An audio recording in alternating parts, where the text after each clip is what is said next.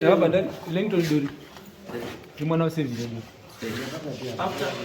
inspection, but report of two judges to Ramunda out. But Munda also Munadama, Mamma,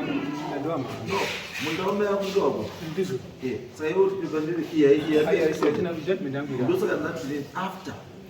And Mama, Magado's speaking. Inspection I get now. You can do any report inspection. I said, you are going to speaking of it. You understand? Right. But before that, and it Makamwende come just in Magu. Abuna. Wakaenda kwa major street. Kabisa kama ndakaenda nao kwa major street. Majudgment kwa major street. Ndika talent msepa.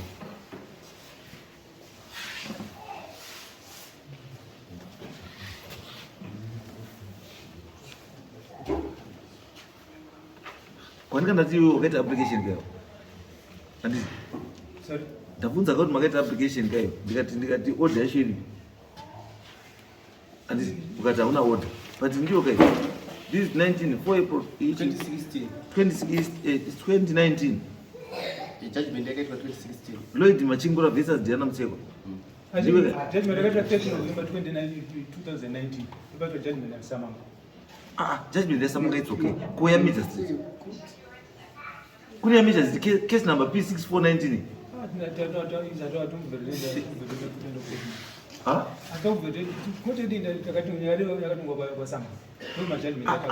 Ndikubvunza kuti after yakwasamanga yakazoenda kwa street here. Ayozve but Wakati mangara. Ndio akamangara. Wakati mangara.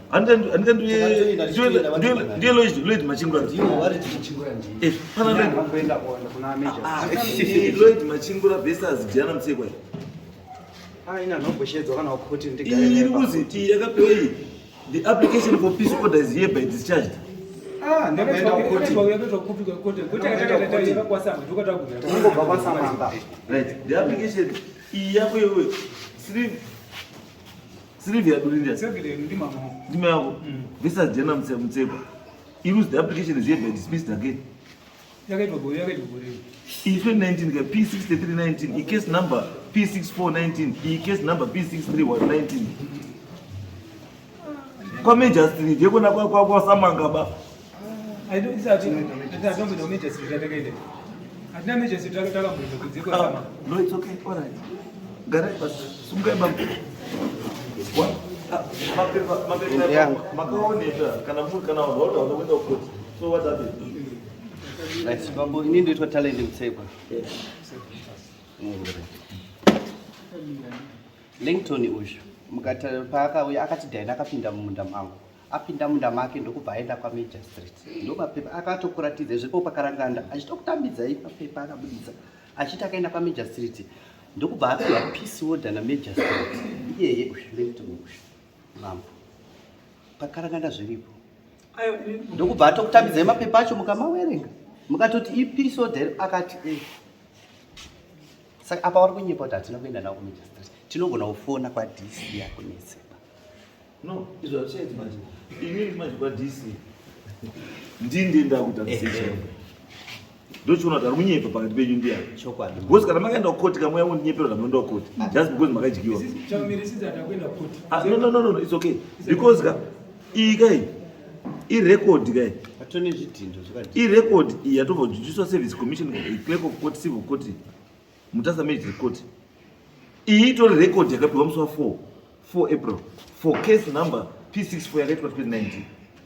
2016. Yakaitwa 2016 sada 2016. Kulandula. Itori Murukona bambo. Izwai bambo. Irape mukona musi wa 4 April 2025. Hadisi musi waenda kutsvagwa records. And record yapiwa musi wa 4 April 2025. Record ye case number P63 2019. Ya Sylvia Duri versus Diana Mseko. No, it's okay. Hapana sakasha. No, it's okay.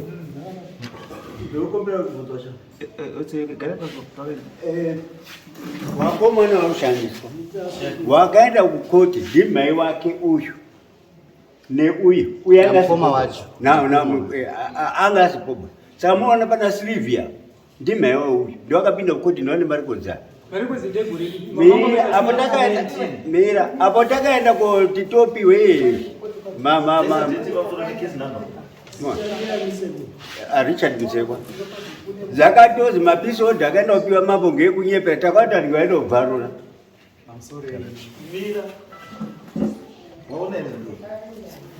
wawerenga izinduro ndikuwerenga kuti pakazichira ndawerenga case number chi adenga case number 64/19 p chi 64 ati 64 stroke chi 19 ndogurira 2019 ndokurepenye case number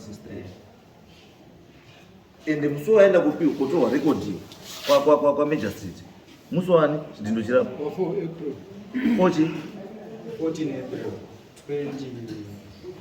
2025 which means last mwezi wapera izwa yakoma iwewe hausi Sylvia baya uruza baya hausi Sylvia baya uruza Sylvia mai wako akaenda kukoti akahiwa izo zimwe bebe endovunze mai wako mai wangu makaenda kukoti mamangu akashaya kuti shamba yakabvisa saka utoa kuti ukaenda alright ini chanduda kuti uite kuti uone chimwe chine chitsotsi ere kana china chitsotsi iwe nene ngatitsvage chimwe iwewe enda kwa Major Street kwa Mutasa wosvika kuti ndiri kudawo record yecase number P63 2019 wobva watsvagirwa record iyoyo wobva wapirwa kuti iri kuti chii kuti akauya kukoti ndiani kesi yacho iri yechii kutoenda pana clerk of court anobva tokutsvagirezvo wobva watokubuditsira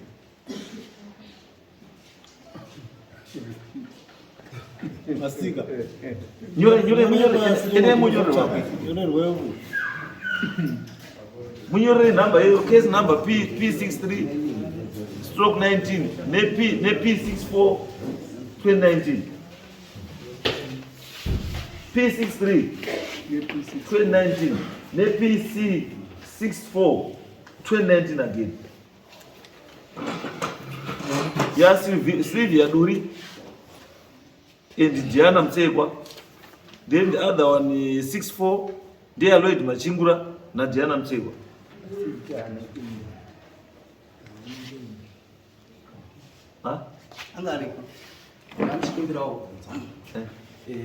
yamburi kutaura P64 yamburi kutaura ini walongo ndiri kwara ndakabva kuno kuti 19 nekukoti kwacho anombobva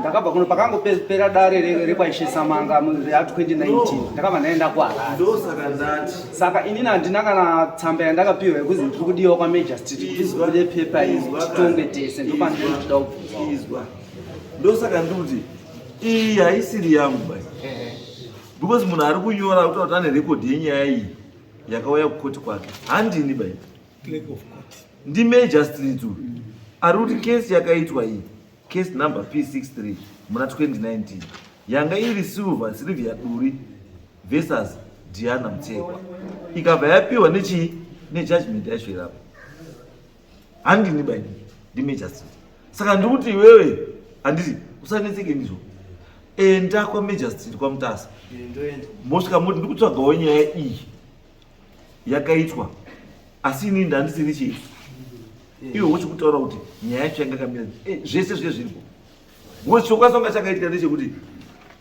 mai wako wakapiwa chii Samon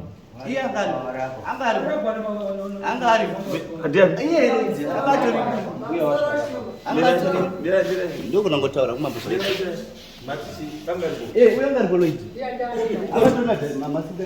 Lloyd akatoita vhesa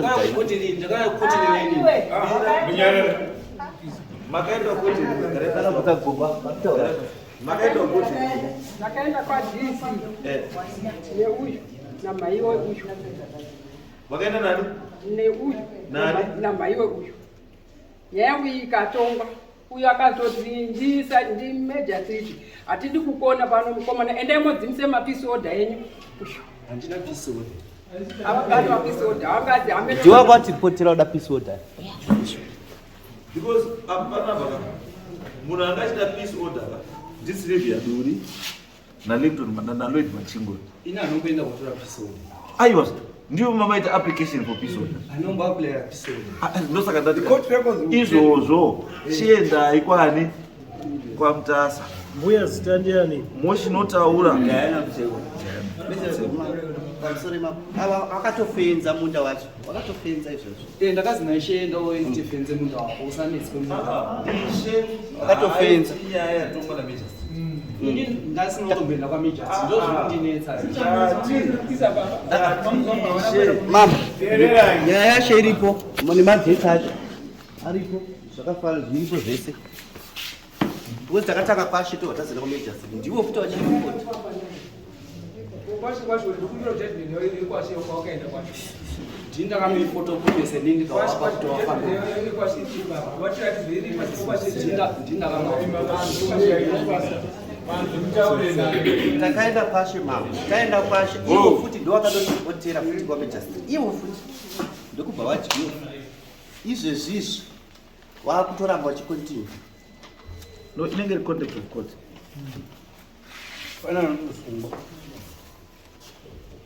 ndandichida mambo kuti Kana makanzi- vakabuditsa iwo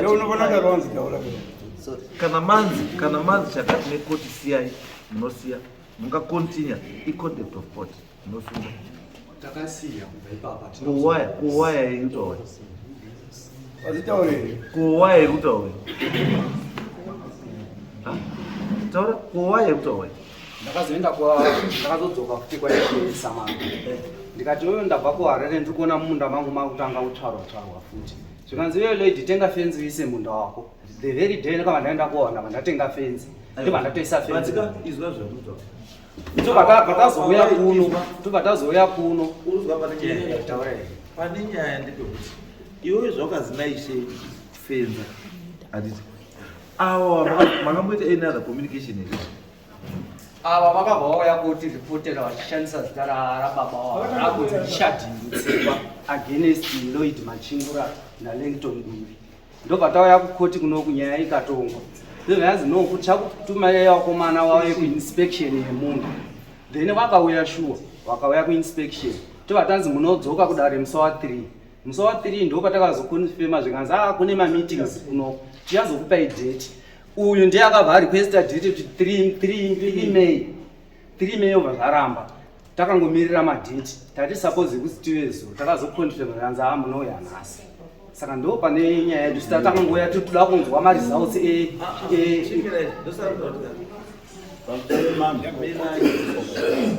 ndati zvachinja taakutanga tatombokonfirma nekoti first kuti koti vanhu vavakauya kukoti here koti ikati hongu tobva tati judgment iri kuti chii judgment yekoti iyoyo ndiyo yatinotora for now because kana kutone judgment yakaitwa nekoti isusu hatina imwe judgment yatoita because hatisiri higher court of appeal kana yakutobva paMajors yaappeal yakufanira kuenda kuHigh Court haidziki futi pasi pamasi haichatodziki kwaishe futi kana patoo nedecision yakapiwa naMajors haichatodzoki kwaishe haichadzoki kwamambo yakutobva ipapo yakuenda kuHigh Court yakutokwira ndofana ndichida kunzwisisa mambo ipapo yes saka imimi iye Majors kuti vakazopa that decision pasina inini naye inini handisiri Majors ndopana ndosaka ndati inini ndati manyorwa basa ndii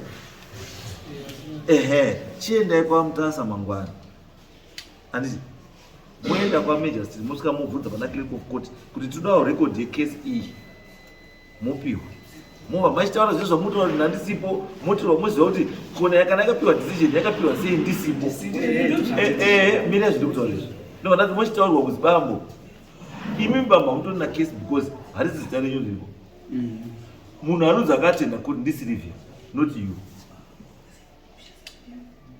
saka you cannot argue because you are not Sylvia hamusiri Silvia baya. Saka hamukwanisi kuagiwa mukunyerera Silvia. Silvia ndiye anozvima giwa ega kuti handina kuuya. Wozivi mukaenda muchiti haana kuuya. Hamuna marurame unge mutauriro.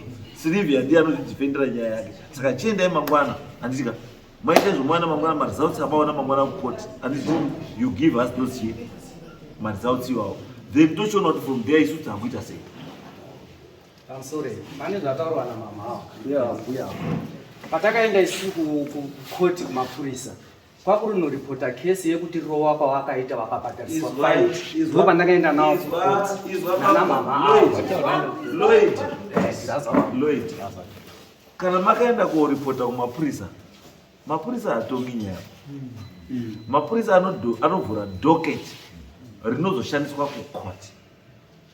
Saka kana nyaya yako yekuchayana iyoyo musina kudaidzwa kupi isina kuvhurirwa docket musina kudaidzwa kukoti saka haineinesu yakavhurwa asi yanga iri yeassault common assault hainei neownership yemunhu. Nyaya yedu yatinea mudare munomu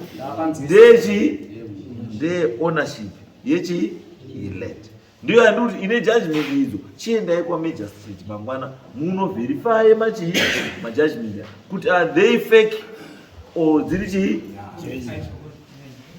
handei next